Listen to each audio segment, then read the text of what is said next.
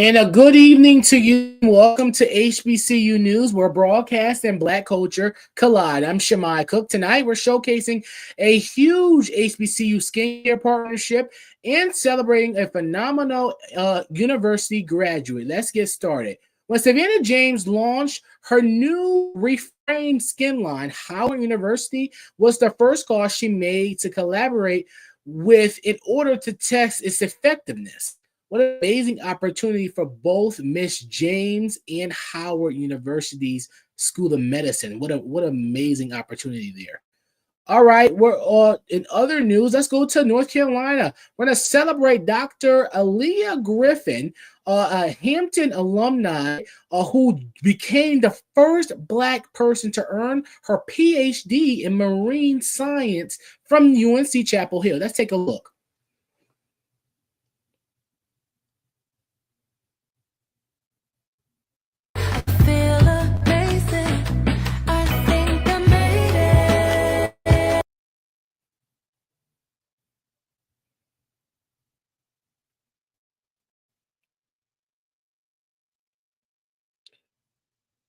We definitely want to say congratulations to Dr. Griffin on amazing accomplishment and love the Black excellence. It's always good to see, the Black excellence on that side of the Dr. Griffin. Look at that. All right, founded in 1925, Xavier University of Louisiana recently hosted their Centennial Gala, raising $2 million for scholarships, of which $500,000 came from NBA legend, and some say the best point guard of all time, Earvin Magic Johnson.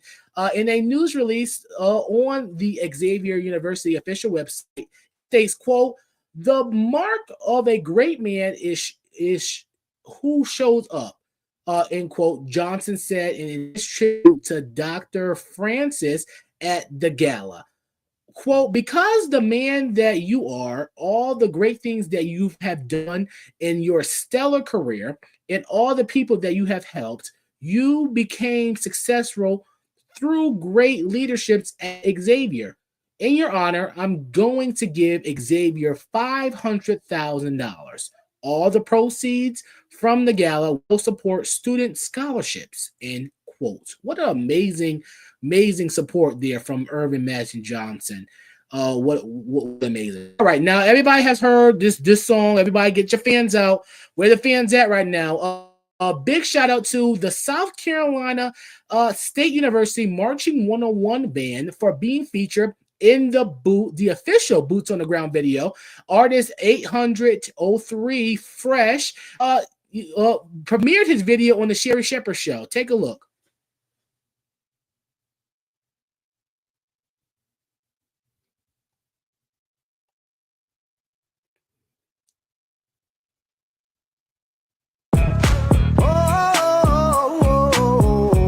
Got my boots on the ground, baby.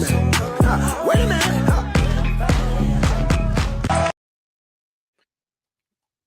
803 Fresh. What a better way to show Black excellence there over there at his home state of South Carolina, over there at South Carolina State. Amazing.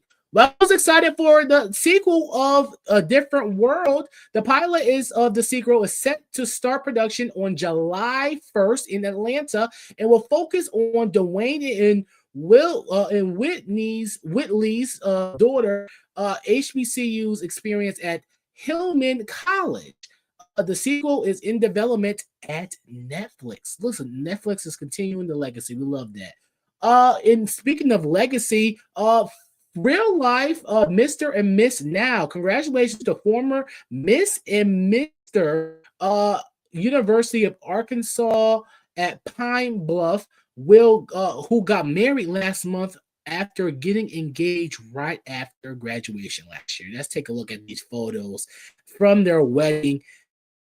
Listen, looking amazing. I would love to see how they became great king and queen for their university into the real world. Look at that. Love the blue. The bridesmaids look excellent. And I love the colors that they chose. Amazing there. All right, it's time for our HBCU fun fact of the week. Did you know that Alabama is home to 14 HBCUs, which is the most of any state in the entire United States in the country? Out of the 14 colleges, eight of those are 4 years institutions. Drop a comment to represent your school if you went to a HBCU in Alabama. Let's drop a comment, show support. Well, let's get into our guest of today. Our guest today is not just a Howard alumni. She's an author. She's an award-winning producer and editor, and she's also a philanthropist and founder of Move-In Day Mafia, which provides dorm room makeovers and ongoing assistance to freshmen at HBCUs who've aged out of foster care. Please welcome the wonderful, the amazing TJ Mercer to the show. Welcome to the show, Ms. Mercer. Thank you so much for coming on. What an honor and a joy to be. I think this is my first interview where it's all HBCU news. So I'm excited, Shamai. Yes. Oh, we're excited to have you. We appreciate, you taking the time out to speak to us this evening. You've been busy. We're just on the Sherry Shepherd show last month. I saw that watching it. This talk about what made you want to start this company, this nonprofit, Move-In Day Mafia. What was the purpose of this? Yeah. Well, when I had moved to Atlanta in 2020, I moved right before the lockdown. And I'm a people collector. I'm designed and created to bring joy. So anytime something pops off, I'm looking for ways to make it positive, bring the joy so we all can have a good time. And so I created a virtual bingo game that just kind of took off. Shortly after, we started seeing the graduations get canceled. And HBCU, we in graduation season now. So we know we are a whole different level when our graduations. And I really felt bad for those students who did not get to put the icing on the cake of what they had gone through, what they had survived for 4 years. And we started HBCU Bingo, where we raised over $1 million in less than 4 weeks, and we gave it away to the 2020 grads of HBCUs in a series of epic bingo games. That took off. National media picked us up, and that's where I overheard an interview from one of our grads, and she was explaining that when she went to her HBCU, she had aged out of foster care, and her social worker drove her to campus, pulled up to the curb, and just left her. Until then, I had never thought about what happens to these students. That was not my reality moving into Howard. My mom had doted on me, bought, matching sheets and comforters and made sure I had everything for 3 months. And I thought about like what happens to these kids when they go, and on one side of the room, Shamai, there is a group of, family doting on a kid, but then on the other side, there is our kids that barely made it. And I wanted to do something about it. Move-In Day Mafia was born. Howard, you talk about you're alumni of Howard, of the Mecca. They say that's the real HU. What did you learn, or because that in you giving back, I think that's the true culture, not just Howard University, but of HBCUs as a whole. Yeah. Can you talk about that type of culture, giving back to your alma mater or to HBCUs in general? Did that have that type of type of motivation in you to give back? Did Howard great question to do with it? Yeah, great question. So Howard's motto is truth and service. So everything we do does in any industry, it's designed as truth and service. But you said it earlier where you were like the real HU. So everybody knows Howard and Hampton, we fight. We fight. But if an outsider and comes and says something about Hampton, all of a sudden this bison is going to turn into a pirate. That would not Yeah. go down on our watch. And so it was in me to always want to do something, but there's something, I'm a firm believer, if whatever that thing is that bothers you, that keeps you up at night, just maybe that is the problem that you're called to solve for your life work. It may not be your mainstream work, but it may be your life work. And when I heard that baby's story, I couldn't sleep. I was bothered by it. And I knew then that I had to do something about it. And I want to just qualify, just in case there's any misconception, we don't just move them in to just give them fancy dorm rooms. We walk with them for 4 years. They get monthly care packages from us every month. In fact, we're smack dab in the middle of what we call Adopt a Scholar Week. And that's where our scholars have made Amazon wish lists. We have put it out to the public. We'll get everything ordered for them, and then we'll ship it to them. We take care of them from beginning to end. You know, you have a big, background and career. Philanthropy is not just all you do. Like I said in the intro, you have a big career in television, and you are award-winning TV producer and editor. How has your connections to the industry helped you be the philanthropist that you are today, to help you be successful in Moving Day Mafia? I hadn't thought about it until we did bingo, really.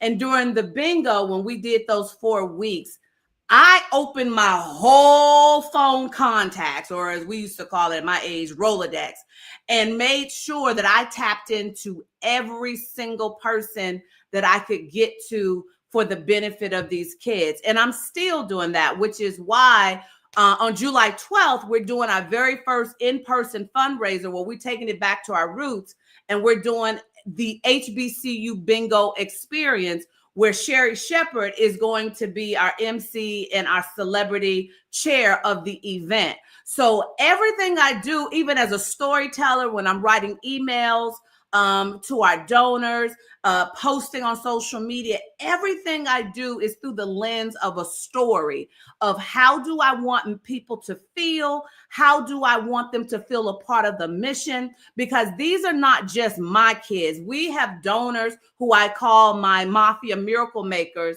and we have volunteers who I call my miracles in motion, that we come together, and there is an onus and a responsibility that these people have taken on for these kids. So it just started with all the layers of what I have done have led to this season of my life. Just about storytelling, and you talk about, your network. Basically, it's basically networking that you have done. Can you talk about what have you taught your students that you helped with this Moving Day Mafia nonprofit? What are things that you think, things that people can help? How can people help you, your organization? How can people spread the message on people who don't know about college, don't know about how the foster care system works? What is your message to them? Well, 70%, I always tell them, and it always ends up with, wow, I didn't know that. But 70% of kids in foster care dream of going to college. Only 3% go, 1% graduate. Our kids are beating the odds to go to college. And the stats also show that kids are dropping out of college, not because of academics, but because of money. Howard last year had like 40,000 applications for 2,000 slots. Clark Atlanta had 46,000 applications for 1,200 slots. We moved in 6 Clark Atlanta students. So our kids are not only beating the odds to go to college, but they're getting into elite HBCUs.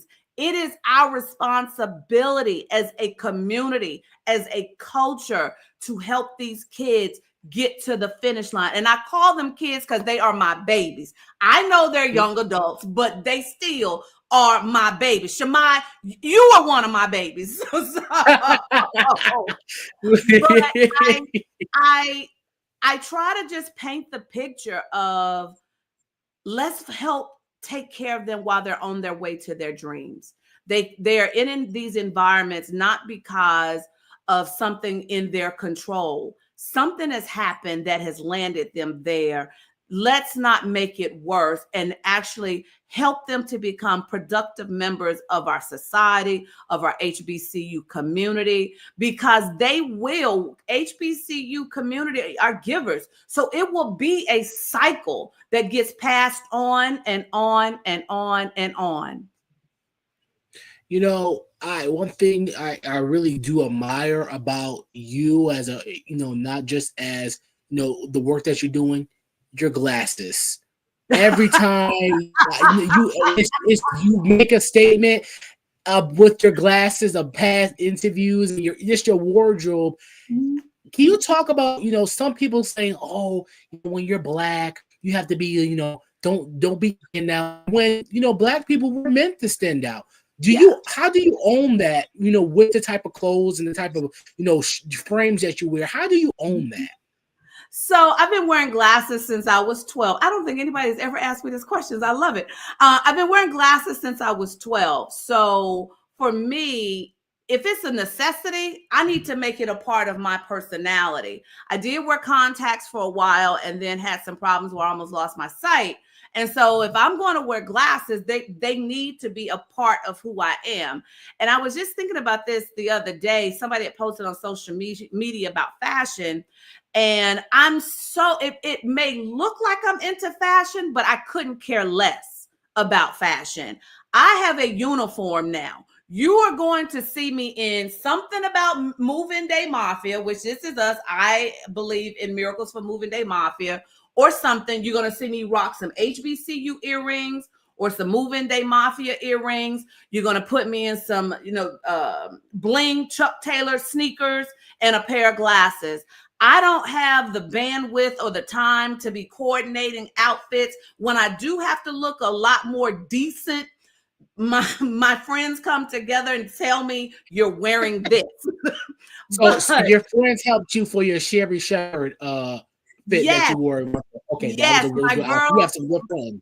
My girl Neva actually designed that outfit that I wore on Sherry. But you saw what did I have? It said Moving Day Mafia right across the front.